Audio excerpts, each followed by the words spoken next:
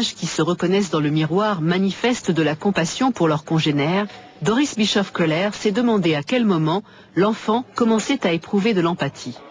Quand pouvait-il comprendre ce que ressentent les autres et réagir en conséquence? J'ai formulé l'hypothèse que l'empathie se manifestait seulement à partir du moment où l'enfant avait conscience de lui-même et donc qu'il réussissait le test de la tâche dans le miroir. C'était très important pour justifier mon hypothèse.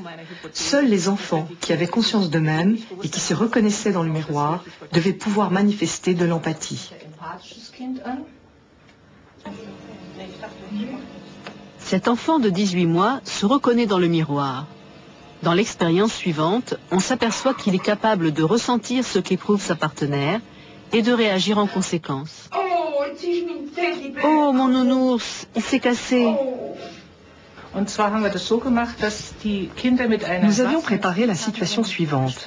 L'enfant est avec une adulte qui joue avec un ours en peluche. Pendant leur jeu, l'ours se casse le bras. Nous avions préparé l'ours à cet effet. Sa partenaire de jeu exprime alors une tristesse marquée. La question est de savoir comment l'enfant va réagir à cette situation.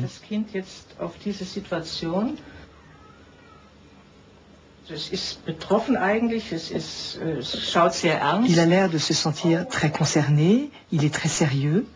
On comprend qu'il s'interroge. La maman de l'enfant est dans un coin de la pièce. On va la voir dans un instant. On lui a demandé de ne rien exprimer. On ne souhaitait pas que l'enfant lui demande ce qu'il devait faire. L'enfant regarde sa mère, mais sa mère ne réagit pas.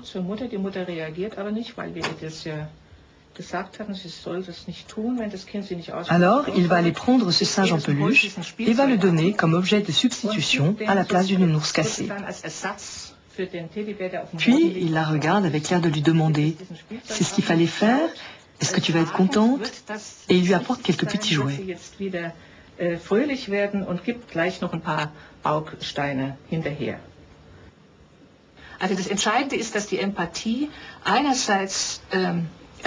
Ce qui est déterminant dans l'empathie, c'est qu'elle permet d'éprouver les sentiments de l'autre, de les partager. Elle permet de s'identifier à l'autre, ce qui fait que le sentiment éprouvé est différent de ce qu'il serait s'il était ressenti par la personne seule. C'est un palier, un passage important de l'évolution de l'enfant. Tout un champ de possibilités s'ouvre à l'enfant de 18 mois qui réagit avec empathie. Ayant acquis la conscience de soi, il prend conscience de l'autre.